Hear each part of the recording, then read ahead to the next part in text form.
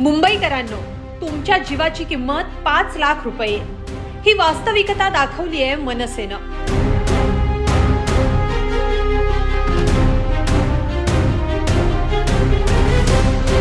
Mulund metro अपघातावरून राज ठाकरेंच्या मनसेनं सरकारला थेट सवाल केलेत.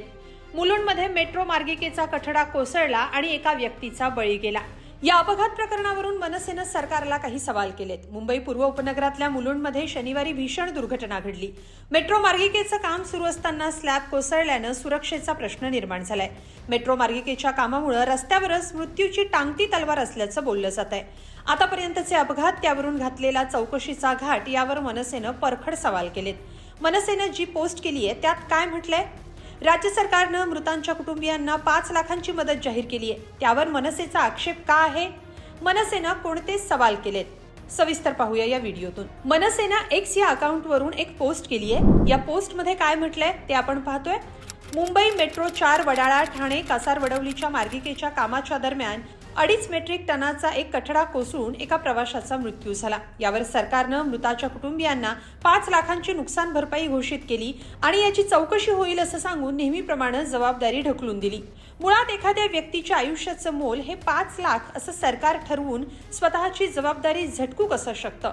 ऑगस्ट 2025 मध्ये भिवंडी मेट्रो लाईन 5च्या कामात एक तुळई कोसळली आणि ती एका रिक्षावर पडली आणि त्यात 20 वर्षाच्या मुलाचा हकनाक जीव गेला.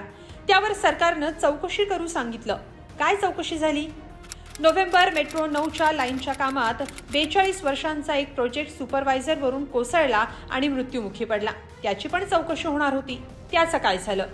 डिसेंबर 2023 मध्ये मेट्रोच्या कामातच ठाण्यात 33 वर्षांचा एक मजूर पडून मृत्यूच्या दाढेत ढकलला गेला. त्याची चौकशी कधी झाली?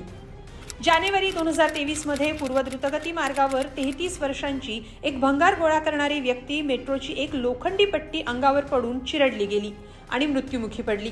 त्याची पण चौकशी करणार होतात ना? काय झालं? चौकशी हा फार्स आहे हे पुन्हा पुन्हा सिद्ध होतं. ना चौकशी होते, ना कंत्राटदार सुधारतात, ना सरकार त्यांच्यावर जरब बसवतं.